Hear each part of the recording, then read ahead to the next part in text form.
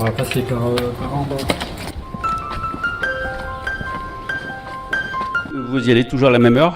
Généralement, enfin, on était c'est le matin, c'est tout, toujours. Ouais. De plus en plus tôt quand il fait frais. Oui, les crues sont assez régulières ici. Oh, il y en a toujours une ou deux par an. Mais depuis qu'il y a les barrages au-dessus et tout, c'est régulé quand même pas mal. Vous avez combien de temps vous vivez ici? Ici en 1985. D'accord. Et vous veniez d'où? Alors, moi je suis né dans le Rhône. J'ai passé dans le Rhône à Tarare, mais j'ai vécu toute ma jeunesse à Panissière dans la Loire. Et après j'ai fait des études à Firminy dans la Loire et à Bourg-en-Bresse. Et vous faisiez quelle profession avant? J'étais ingénieur technico-commercial en matière plastique. Donc quelquefois j'en trouve là, c'est du bois là. Ouais. Si le niveau monte ou quoi, j'en ai trouvé 3 ou 4. Là c'est pratique, c'est pas loin de chez moi. Et est-ce que c'est souvent les mêmes essences d'arbres que vous trouvez ou c'est assez varié? C'est très varié. C'est très varié. C'est beaucoup de bois de rivière, frênes, des saules, souches quand on les trouve, elles ont des formes et c'est difficile de les identifier. Et là c'est ce qu'on appelle le saut, enfin un saut. Là il y a souvent des morceaux de bois qui sont déposés. Ouais.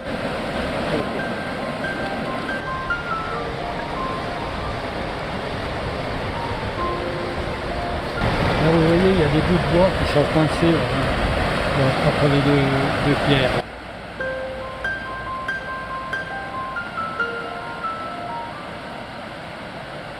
Et alors, en fait, vous récoltez les souches hiver comme été? Alors, ça dépend, mais c'est surtout printemps, été, hiver. Ce serait un peu par accident. Ouais. Mais je peux aussi trouver des souches, enfin, ou des ramures ou quoi dans des chemins quand je veux me balader par ailleurs. Ouais. Il n'y a pas de. Si je trouve un morceau de bois dans une balade ailleurs qui m'intéresse, dès que je puisse le transporter. Et du coup, c'est plus facile de travailler du bois flotté ou du bois sec? Non, c'est le bois flotté. De toute façon, il faut quand même un peu pour le laisser sécher. Et puis, contrairement à ce qu'on pourrait croire, c'est dur. Oui. C'est dur. Les outils souffrent un peu parce que dans le bois flotté, il y a de la silice. Oui. Là, c'est le barrage qui a été construit. Quand on est arrivé ici, donc en 85, on a vu le Rhône complètement asséché. Ouais. Et derrière le pont, pour aménager les seuils, les seaux et tout ça.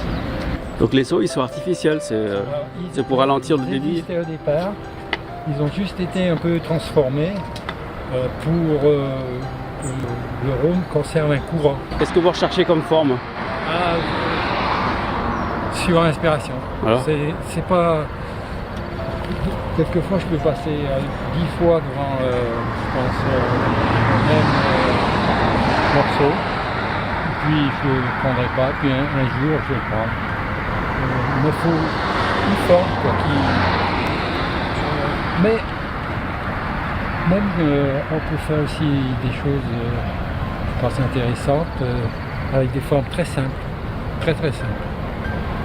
Après, c'est aussi la chance, suivant le bois qu'on trouve.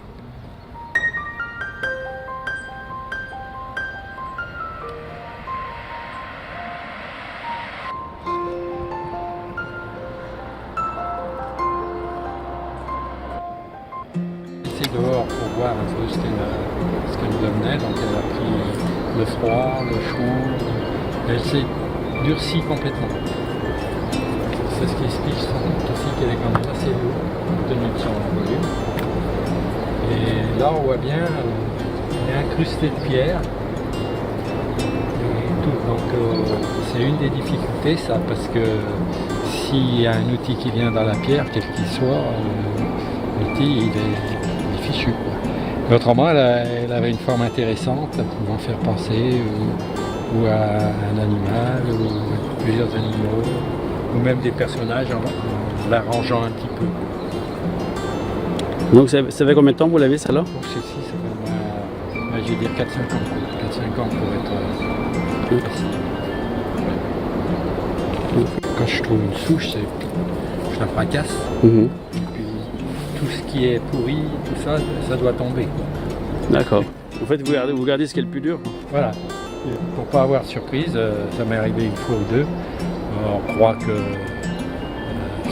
c'est bon et puis paf, ça casse. Il faut commencer par mettre le dessin honnête, propre. Qu'est-ce qu'on a comme sculpture ici? Alors ça c'est aussi une souche et c'est mon petit-fils avec sa mère qui l'a trouvé ici, parce que quand ils viennent ici ils vont chercher aussi des souches, ils en trouvent, et il voulait la faire un peu tout seul. Alors, je vais laisser faire, je vais vous montrer tout, et puis au bout d'un moment il a trouvé quand même que c'était un peu dur. Ouais. Alors j'ai récupéré la souche et puis je l'ai fait. Ça fait penser à une bête qui marche, quoi. Donc celle-ci, les deux, là je vais les rentrer là d'ici la fin de la semaine. Alors elles passent l'hiver au chaud. Je leur redonne un petit coup de léger de ponçage suivant l'état où elles sont. Et puis je pense que l'année prochaine je vais les remettre ici. Et ils vous interrogent sur comment c'est fait? Si je suis là, Okay. il y a des gens qui peuvent poser des questions. Oui. Les cyclistes, généralement, ils passent comme ça, donc ils ne voient pas. Mais les passants, les promeneurs, un peu. Moi, je suis pas souvent là. Je suis là en été parce que je sculpte dehors. L'après-midi, je suis dans mon établi. Et à l'ombre de l'arbre, là, c'est impeccable. Donc celle-ci, vous l'avez depuis 3 ans déjà? Oh oui, 3-4 ans. Je pourrais retrouver sur les photos que j'avais faites. Mais je dois l'avoir depuis 3-4 ans. Je l'avais laissé à l'abri dans l'atelier. Là, je l'ai remis dehors. Je vais peut-être la protéger pour cet hiver. Puis au printemps, il faut que j'ai du courage. Parce que celle-ci, elle est lourde. Ou alors, je trouve une installation que je n'ai pas à la déplacer. On va mettre sur roulette? À mettre sur roulette, mais il faut qu'elle soit aussi un peu surélevée. Donc voilà. Mais il y a source à faire quelque chose de bien là. Les formes sont là. Allez, prenons cette souche qui est en cours. Ça c'est pas une souche, ça c'est des branches. Entre là deux branches que j'ai gardées longtemps dehors aussi, peut-être un peu trop d'ailleurs. Et que mon idée par rapport à ces formes, ça va s'inscrire dans un cercle en tôle que j'ai un de mes neveux qui est en train de le finir. Et parce qu'au départ, en cours de route, ça m'a fait penser, mais sans prétention, à l'homme de Vitruve. Donc c'est pour ça que je vais l'inscrire dans le cercle. Là, je travaille surtout avec les râpes à bois pour enlever les écorces. Comme je voulais, c'est l'ensemble qui m'intéresse.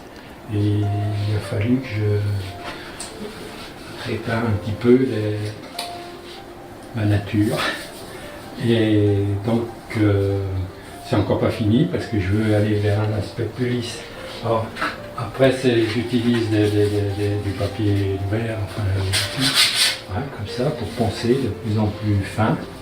Mais j'en laisserai un peu plus brut pour faire des effets de lumière. Je prends des plus petites limes pour finir sur le plus en plus fin, par exemple comme ici, pour finir tout ça. Et après, il faut faire le toit. Donc là, peut-être même ce soir, après encore avoir fini encore un peu mieux tout cet aspect, Je vais sans doute passer une couche de vernis que je vais laisser la nuit. C'est pas fini. Hein. Et je vais repenser derrière. Parce que le vernis, ça fait ressortir tous les défauts et tout. Donc progressivement, je vais arriver à l'état de surface que je veux. Ou les bons outils pour faire des choses très très fines. Des pointes très fines. Alors ça peut servir aussi quand on fait des visages ou des choses comme ça. Ou alors pour aller dans des petits coins très très fins. Peut-être que là je vais l'utiliser. Je pense là je vais l'utiliser un peu là pour finir comme il faut. Et puis autrement, c'est tous les, enfin je sais pas tous, il y en a beaucoup plus, des râpes à bois, les ciseaux à bois, les bouges, quelques bouges, et puis les outils classiques, quoi. Quelquefois je prends des croquis. Alors là il y en a une dehors, celle-là, donc j'ai pris en photo au départ. J'ai pris en photo, j'en ai sorti les grandes lignes en fait. C'est un exemple de façon de travailler. J'ai repris le dessin pour voir les lignes. Parce que dans chaque morceau de bois, on peut trouver les lignes importantes qui vont donner la forme finale. Quand est-ce que vous décidez que c'est terminé? Alors c'est une bonne question, comme on dit, parce que c'est comme un tableau. Je décide que c'est fini quand par rapport à l'idée que j'ai, puisque quand tu arrives à la fin quand même, je vois bien ce que je veux, c'est que si je touche quelque chose encore et que ça n'apporte rien de plus, je me dis c'est bon. Là, par rapport à l'idée que j'ai, on est bien d'accord. Est-ce que ça vous est déjà arrivé de rater une sculpture parce que vous avez fait le geste de trop? Je peux dire oui, mais alors un des avantages que j'ai avec mon fonctionnement, c'est que comme je ne fais pas une copie de quelque chose. Donc, même si j'ai provoqué une cassure ou par rapport à une idée, sauf si c'était vraiment super important, mais comme je prends des précautions au départ, d'enlever quand même tous les bois, tout ce qui est mort, tout ce qui est pourri, tout ce qui est... C'est tout le travail au début. Hein. Moi je trouve une pièce de bois, hop, je la fracasse sur les rochers comme on a vu tout à l'heure, et tout ce qui doit tomber tombe. Il n'empêche qu'il peut quand même y avoir des surprises et que ça casse. Alors, si c'est vraiment par rapport à l'idée de départ et tout, j'arrête et puis je la mets de côté. Par contre, je cherche toujours un moyen de rebondir par rapport à l'idée, ce que je peux l'adapter. C'est l'avantage que j'ai. Oui. Je ne fais pas une copie d'un visage ou d'un corps ou quelque chose. Je le fais moi-même. Donc j'ai une latitude. Dans mon fonctionnement, moi, je m'adapte par rapport au bois. Il faut bien voir que j'ai un morceau de bois, c'est la première vision, c'est une sorte de croquis. J'ai mon idée et j'ai mes mains. Et c'est ensemble qu'on fait. On peut dire que vous êtes un artiste de la nature. Parce que vous reprenez des souches mortes pour en faire quelque chose de vivant un peu. Vivant aux yeux de l'humain. Mais... Oui, pas forcément. Artiste de la nature, arrangeur, oui. Parce que oui, quelquefois, vraiment, vous avez un bloc et on part, on n'a même pas une idée de ce qu'on va faire, mais on sait qu'il y a quelque chose dedans. Et le fait de plonger dedans, les formes ressortent. Et ça se voit bien quand je prends des photos d'une pièce de bois au départ, telle que je la trouve, et comment je l'amène. Et quelquefois, il faut enlever les écorces, tout ça, la nettoyer, parce qu'il y a de la terre autour, et à ce moment-là, vous voyez des choses qui arrivent. Et là, l'idée prend corps en réalisant. Vous faites des expositions régulièrement? Régulièrement, pas régulièrement, non. J'en fais 2, 4 par an, quoi.